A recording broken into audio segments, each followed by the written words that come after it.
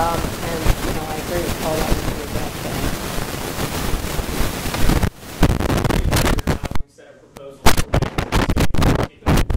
I just would push back in just two respects. The first is maybe the legal profession is already managing the unsustainable model, right? Last year, for the first time in like a decade, applications to law schools, not only the top tier but lower tiers, dropped precipitously for the first time. Arguably, that could be evidence of the fact that people are finally starting to sense that the ROI on going to law school isn't what it used to be, or isn't whatever they perceived it to be. So maybe by virtue of doing nothing, we might see more of a convergence towards an appropriate supply and demand. Just the second thing I'd be curious to get your take on is if you're proposing that Stanford just cut its tuition unilaterally, is there any instance you can think of where any elite school has been able to change the education model by virtue of its unilateral action? I'm just thinking of, like 5 years ago, Harvard for undergrad got rid of early decision because they thought it favored wealthier students. But because no one else followed suit 5 years later, they ended up sort of backtracking and going back to the status quo. Why would Stanford be any different in the model that you proposed? That's a good question. Answering your first question first, unfortunately, I don't think that just taking a laissez-faire attitude is nearly enough. The problem is that because of this federal loan structure, law schools can just reach deeper and deeper into the applicant pool, and that will just actually exacerbate the situation because the people who will end up going to law school will be in a worse position than the more rational, if you will, people who will be opting out. Now there is an end point at which you can't go lower, and one potentially positive aspect of the accreditation process is that if you pass, either 26% of your class passes the California bar exam, which was the number for Thomas Jefferson Law School last year, eventually you get in trouble with the ABA. But I think just saying let the process sort itself out is significantly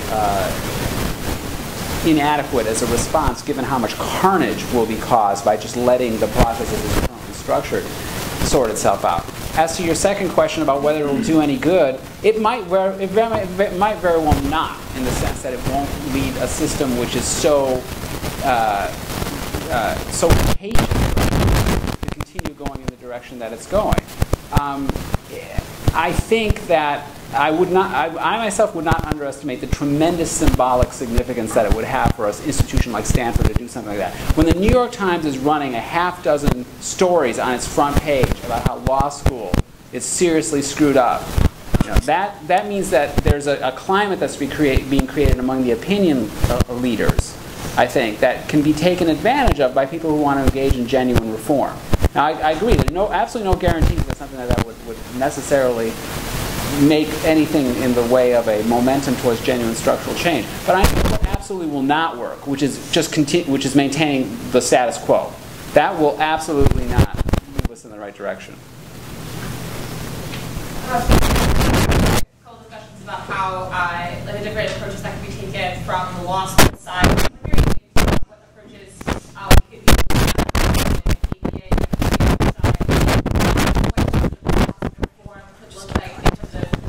ABA's right, exclusive right to accredit law schools. You can't get federal money at a non-ABA accredited law school. How does this process of instituting multi-tiered legal system, how does that look in practice, and what are the implementation steps? Well, in practice, there's a very straightforward way that this system could be changed, and that's at the level of state licensure. The ABA has a monopoly because states give them that monopoly. The ABA doesn't have any independent governmental power. Well, it's recognized as the accrediting agency for law schools. Right. It is recognized by state governments that say, we'll treat you that way. But state governments, there are a half-dozen states in this country where you can sit for the bar without having graduated from an ABA accredited law school. State legislatures have it within their power. In theory, in practice, it's a lot more complicated to say the ABA regulatory regime has failed in significant kinds of ways, And either we're going to dump that regime, or we're going to push very hard for some real reform in regard to allowing the kind of differentiation so that people can sit for the bar without having to borrow $150,000 in order to be able to do so.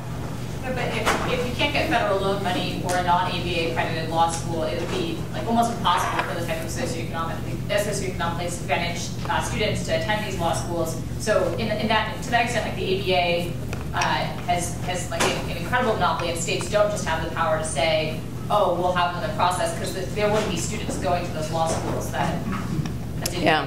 Which is why I think, and the ABA is recognized as the accreditor by the HEW, the Health and Education Services, and so you need to get some change through the federal level as well. Through the federal level as well.